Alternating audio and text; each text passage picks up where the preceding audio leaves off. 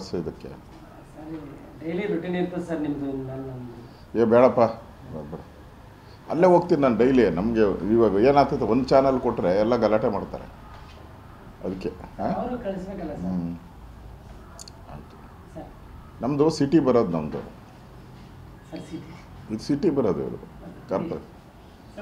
ಹಾಂ ಹೇಳಿ ಸರ್. ರಾಜ್ಯ ಸರ್ಕಾರದಿಂದ ಬೃಹತ್ ಉದ್ಯೋಗ ಮೇಳ ಮಾಡೋದಕ್ಕೆ ಸಿದ್ಧತೆ ಮಾಡ್ಕೊತಾ ಇದ್ದಾರೆ, ವಿರೋಧ ಪಕ್ಷದ ನಾಯಕರಾಗಿ ಏನು ರಿಯಾಕ್ಷನ್ಸ್?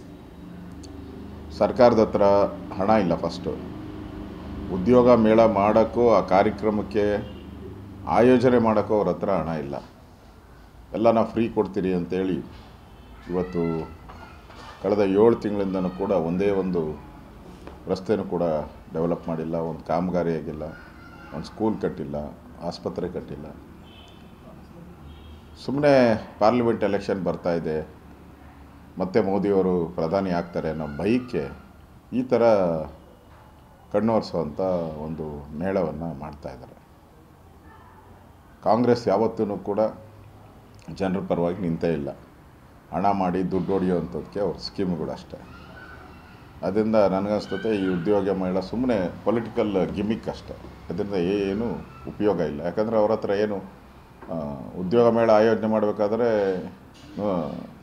ಇಡೀ ರಾಜ್ಯದಲ್ಲಿ ಮಾಡಬೇಕಾದ್ರೆ 106 ಕೋಟಿ ರೂಪಾಯಿ ಬೇಕಾಗ್ತದೆ. ಉದ್ಯೋಗ ಮೇಳ ಅರೇಂಜ್ ಮಾಡೋಕ್ಕೆ ಬಸ್ ವ್ಯವಸ್ಥೆ ಇರ್ಬೋದು, ಊಟದ ವ್ಯವಸ್ಥೆ, ಇದೆಲ್ಲ ಮಾಡಬೇಕಾಗ್ತದೆ. ಸೊ ಅಷ್ಟಕ್ಕೂ ಅವ್ರ ಹತ್ರ ಹಣ ಇಲ್ಲದಂಥ ಪರಿಸ್ಥಿತಿಯಲ್ಲಿ ಸರ್ಕಾರ ದಿವಾಳಿಯಾಗಿದೆ. ಅದರಿಂದ ಇದೊಂದು ಚುನಾವಣೆಯ ಗಿಮಿಕ್ ಅಷ್ಟೇ.